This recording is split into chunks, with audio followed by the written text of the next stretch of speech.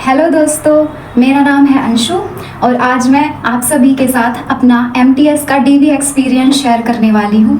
ये मेरी YouTube की पहली वीडियो है तो मुझे थोड़ा सा नर्वस फील हो रहा है। आप उसके लिए सॉरी, क्योंकि एडजस्ट कर लीजिएगा। तो मैं शुरू करती हूँ अपना MTS का DV एक्सपीरियंस।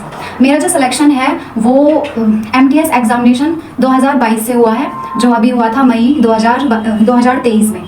MTS हवलदार एग्जामिनेशन 2022 से मेरा सिलेक्शन हुआ है। तो जिस दिन रिजल्ट आया था उस दिन मेरी तो खुशी का ठिकाना ही नहीं था। भले ही कुछ लोगों के लिए ये जॉब थोड़े लो लेवल की हो, पर मैं समझ सकती हूँ या वो इंसान समझ सकता है जिसकी जीवन की पहली जॉब हो और जिसके पूरी फैमिली की पहली जॉब हो, तो उनके लिए ये किसी खजाने से कम नहीं है, उनके लिए किसी एक बड़े इवेंट से कम नहीं है इतनी बड़ी खुशखबरी मिलना। यानी जिस दिन रिजल्ट आया था उस दिन हमें सिर्फ अपना स्टेट पता चला था कि हमारा किस स्टेट में हमारी ज्वाइनिंग होगी। तो मुझे जो मिला वो दिल्ली मिला है, दिल्ली। लेकिन मुझे डिपार्टमेंट एलोकेशन के बारे में कुछ नहीं पता था कि मुझे कौन सा डिपार्टमेंट मिला है, क्योंकि कुछ लोगों के 5-6 दिन बाद ही आने लगे। मैं फिर यूट्यूब पे देखने लगी कि क्या क्या अपडेट हो रहे हैं, क्या क्या अपडेट्स आ रही हैं, अब क्या हो रहा है, किसी डिपार्टमेंट का लेटर आ रहा है, किसी का मेल आ रहा है। लेकिन मेरे पे कुछ भी नहीं, ना कोई मुझे मेल, ना कोई डिपार्टमेंट एलोकेशन का कोई भी हमारा NR का, दिल्ली NR में आता है, उसका कुछ भी कोई अपडेट नहीं थी। तो मुझे डर लगने लगा क्योंकि 1 महीना होने वाला था, 1 महीना बीतने वाला था और कोई भी अपडेट ही नहीं थी। तो मुझे अपने पे डाउट होने लगा कि सही में नंबर आया भी है या नहीं। तो थोड़ी नर्वस होने लगी थी उस टाइम भी। लेकिन कुछ दिन बाद ही भगवान की कृपा से फिर मुझे DV के लिए मेल आता है और DV के लिए मेल में मुझे पता चल गया कि कौन सा डिपार्टमेंट मिला। तो मुझे जो डिपार्टमेंट मिला वो है DCPW, department of cooperative police wireless. ये दिल्ली मुझे लोकेशन मिली। उसके बाद 29 को था मेरा DV, 29 दिसंबर को, और आज है 31 दिसंबर जिस दिन मैं ये वीडियो शूट कर रही हूँ। तो 29 दिसंबर को हमें 9:30 बजे बुलाया था सुबह। तो हम 9:30 क्या, हम 9 बजे ही पहुंच गए, करेक्ट 9 बजे हम वहाँ पहुंच गए थे। सुबह अपने घर से 7 बजे इतनी ठंड में निकले और 9 बजे वहाँ पहुंच गए। और 9:30 बजे से स्टार्टिंग थी, लेकिन उन्होंने काफ़ी टाइम तक ऐसे ही बिठाए रखा। यह सरकारी काम है, कम से कम जो टाइम दिया है उसके 3-4 घंटे बाद ही शुरू होता है। तो ऐसे ही वो 11 बजे से ही उन्होंने 11 साढ़े 11 बजे से ही उन्होंने शुरू किया। इतने हम लोग वहाँ बैठे रहे। तो जब हम सबसे पहले गए, हमारी चेकिंग हुई, मशीन होती है उसमें बैग निकाल के देखते हैं ना, तो उसकी चेकिंग हुई। और मैंने बैग में अपनी स्टेपलर रख के लेके गई थी कि कभी ज़रूरत पड़ने लगे। तो एक स्टेपलर भी था और मैं अपने साथ फेविकोल छोटा सा 10 रुपये का फेविकोल आता है वो लेके गई थी।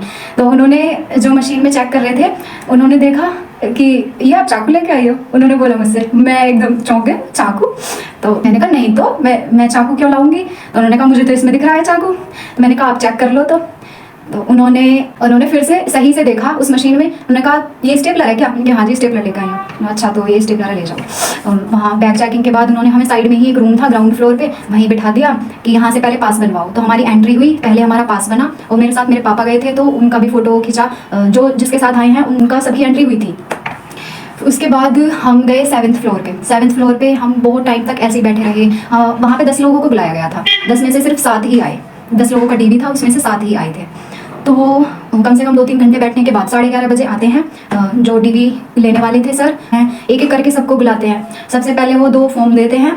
2 फॉर्म में अपने नाम वगैरह फ़ोटो चिपकाना था और एक इंग्लिश में लेटर लिखा था कुछ, उसे लिखना था, फिर वही हिंदी में लिखा था उसे लिखना। जैसे तो उनमें डॉक्यूमेंट्स क्या क्या लगे वो थे, एक तो आपका आधार कार्ड और पैन कार्ड। मतलब ओरिजिनल तो रहने हैं, लेकिन आधार कार्ड की फ़ोटोकॉपी, पैन कार्ड की कॉपी और 10th की मार्कशीट की फ़ोटोकॉपी। और अगर आप हायर एजुकेशन है आपकी, जैसे मैंने 12th की भी लगाई थी अपनी, BA first year, second year और फाइनल, इन तीनों की ये भी लगा दी थी। आपका आधार card, pan card, 10th 12th और डिग्री हो गई। और हाँ, सबसे मेन कैटेगरी सर्टिफिकेट होना। साइन वगैरह कराने के बाद फिर उन्होंने हमारे डॉक्यूमेंट्स चेक किए। थोड़ा टाइम लगा उनमें। और वैसे तो मैं अपने सभी डॉक्यूमेंट बिल्कुल पूरे सही करके गई थी, पर वहाँ जाके एक प्रॉब्लम हो गई। और वो प्रॉब्लम थी मेरे 10th की, क्योंकि ये 10th बेसिस पे ही है। तो 10th की जो मार्कशीट है उसमें मेरा KM अंशु कुमारी, मेरा नाम सभी डॉक्यूमेंट्स में, आधार कार्ड, पैन कार्ड सभी में अंशु कुमारी है। लेकिन जो मेरी 10th की मार्कशीट है उसमें KM अंशु कुमारी लिख रहा था। अब वो KM मैंने इसलिए ज़्यादा उसको सीरियस नहीं लिया शुरू में, क्योंकि जब हमारा रिजल्ट आया था 10th क्लास का तो सभी बच्चों का, चाहे वो बॉय हो गर्ल हो, सभी का ही KM लिखा हुआ था, यानी कुमार या कुमारी स्टार्टिंग में सभी के नाम के आगे। मैंने कि जब सभी का ही ये है तो इसमें क्या प्रॉब्लम होगी। पर उन्होंने कहा कि नहीं आपको एफिडेविट बनवाना ही पड़ेगा। अब हम इतनी दूर से आए थे, अब फिर घर जाते फिर आते। तो उन्होंने, वो बहुत कोऑपरेटिव थे, बहुत अच्छे से उन्होंने बताया हमें, ये सबसे अच्छी बात लगी। पूरे अच्छे से सभी लोग बोले। तो उन्होंने हमसे बोला कि आप आसपास जाके या किसी कोर्ट में जाके वहाँ से एफिडेविट बनवा लो। वैसे हम अगर अपने घर आते तो वहाँ तहसील में जाके हमें बनवाना पड़ता। और हम दिल्ली में थे तो उन्होंने कहा यहाँ कोर्ट है पास में, वहाँ से आप जाके बनवा लो। 2 घंटे का टाइम, 2-3 घंटे में अगर आप शाम 4 बजे तक भी बनवा लोगे तो हम जमा कर लेंगे। उससे पहले उन्होंने एक एप्लीकेशन लिखवाई कि एप्लीकेशन में उन्होंने ये लिखवाया कि जो नेम मिसमैच हो रहा है उसके लिए 7 दिन का मुझे टाइम चाहिए। एफिडेविट मैं 7 दिन के अंदर अंदर एफिडेविट जमा कर दूंगी या कर दूंगा, जो भी हो। तो एप्लीकेशन मैंने लिख के उनको सबमिट कर दी और फिर हम चले गए कोर्ट में जाके वहाँ पे देखा, वहाँ पे पूछा। वहाँ में मुझे कुछ ऐसी नॉलेज नहीं थी कोर्ट के बारे में, पहली बार गई मैं। और वहाँ जाके पूछा कि एफिडेविट बनवाना है नेम मिसमैच का। तो उन्होंने, वहाँ काफ़ी सारे वकील थे, एडवोकेट्स थे। तो मैंने पूछा कितने पैसे लगेंगे, तो बोले 600 रुपये। मैं थोड़ा हिचक गई क्योंकि वहाँ पे उन सर ने बोला था कि 10-20 रुपये का स्टैम्प लगता है और मैक्सिमम 100 रुपये ले लेंगे आपसे। अब वो बोल रहे हैं 600। मैंने उनसे कहा इसमें तो मैक्सिमम 100 रुपये लगने वाले हैं। तो वो बोले बस 500 कम से कम है, आप लास्ट 500 मान के चलो। तो हमने उन एडवोकेट से हाथ जोड़ लिए कि नहीं हमें आपसे नहीं बनवाना।